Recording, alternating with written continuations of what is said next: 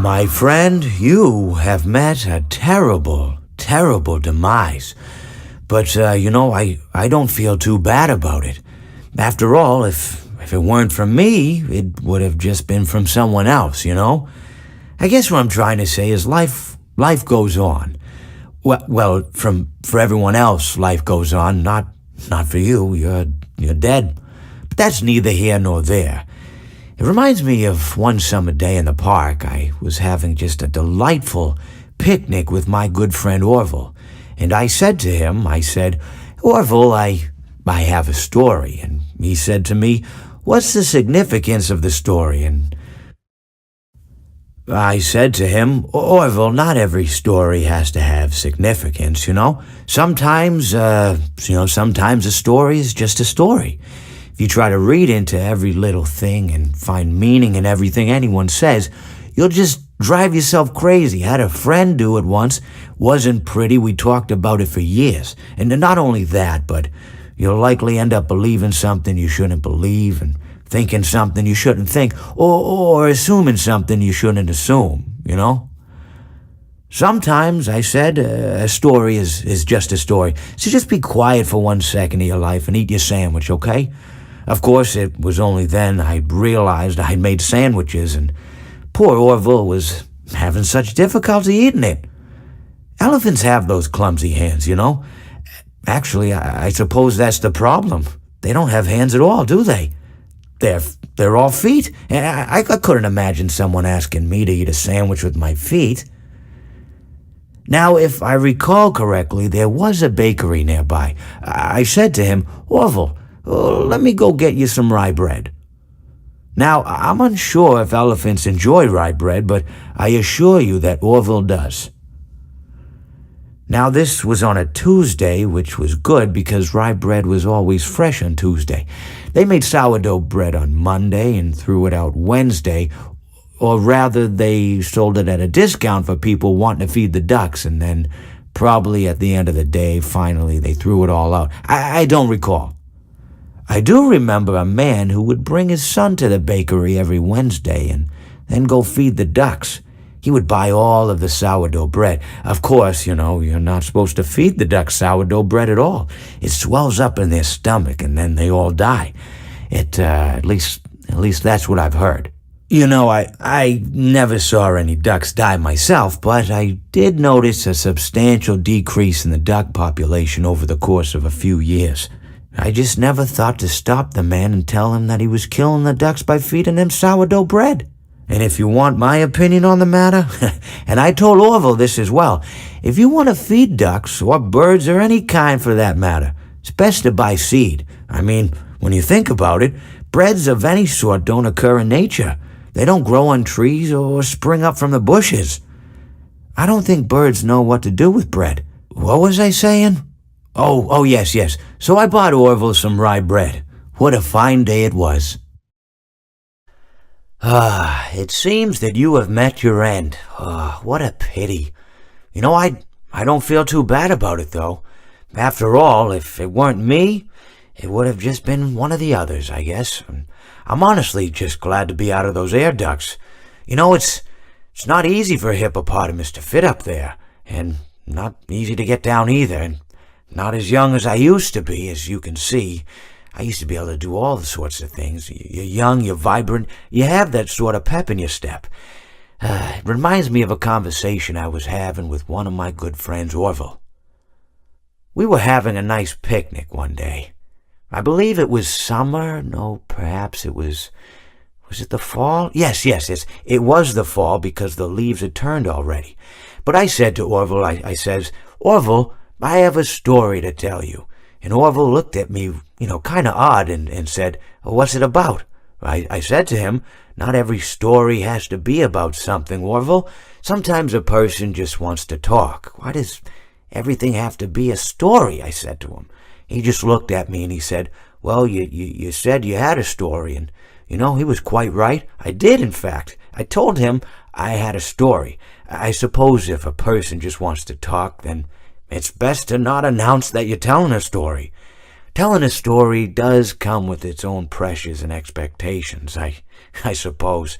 After all, if you're just talking to a friend, and there's no more expectations than if you were talking into the wind. Words by themselves aren't expected to carry, aren't expected to stick.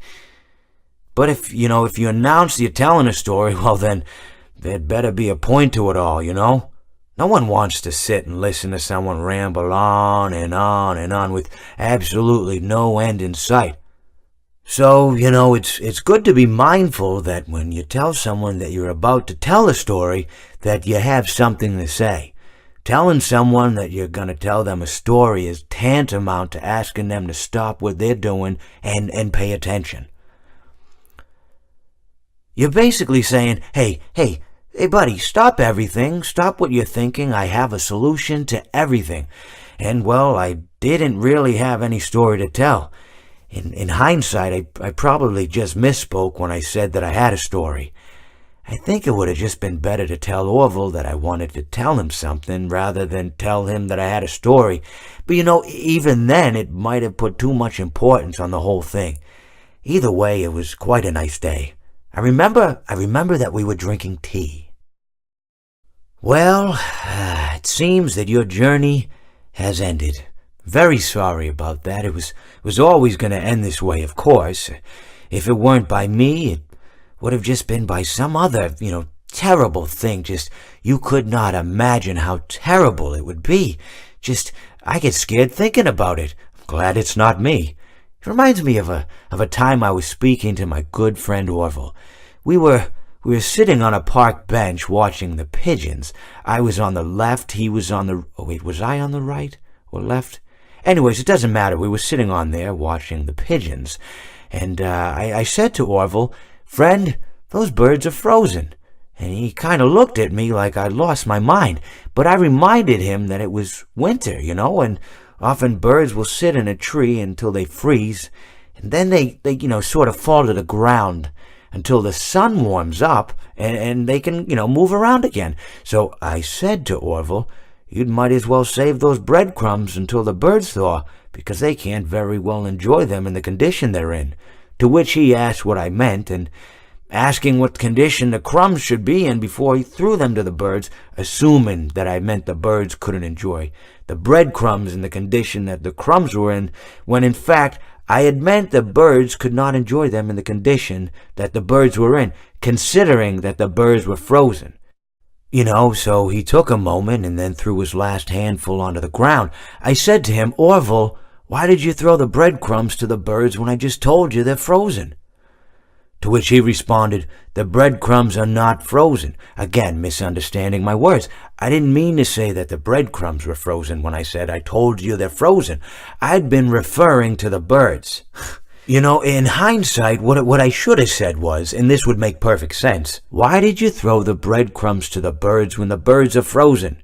He misunderstood upon my correction, stating that he didn't know what else to do with the breadcrumbs, and that perhaps, when the birds thawed, they'd still be able to eat the crumbs. So I said to Orville, and this is what I said to him, I said, "Orville, the birds may be dead." It seems that you have met a horrible demise, my friend, but, these things happen, and life goes on. Not for you, obviously, you're dead, but it reminds me of a time I was having a conversation with my friend Orville.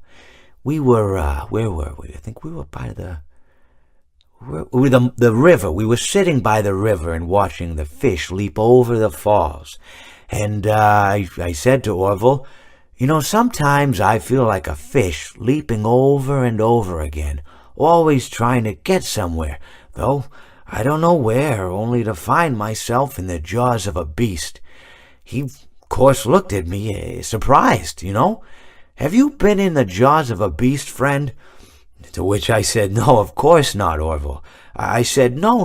I simply meant that life can seem like a relentless endeavor to overcome meaningless obstacles, only to meet an equally meaningless fate, regardless of your efforts, regardless of the obstacles you've passed. And Orville, he stood and proceeded to drape me with a picnic cloth, to which I asked him, I said, "Friend, what are you doing?" He looked at me very concerned, really. "I feel like you've gotten too much sun." Indeed, indeed I had. He proceeded to pour me a glass of just ice-cold lemonade. Ooh, you ever mix it with iced tea? You do like a little half lemonade, half... Ooh, it's so... You should try it some... Well, you can't because you're dead. But anyways, so you may be asking yourself, how did I go from sitting by the falls and drinking lemonade to being wedged in the air duct? Not only with Orville, but with an entire assortment of fruity-colored friends. Well, there's really no good answer to that, but perhaps I met a demise of my own at some point, and this is my afterlife or my dream, whatever it might mean. I honestly don't know. Or maybe it doesn't mean anything at all. Maybe it doesn't mean anything at all.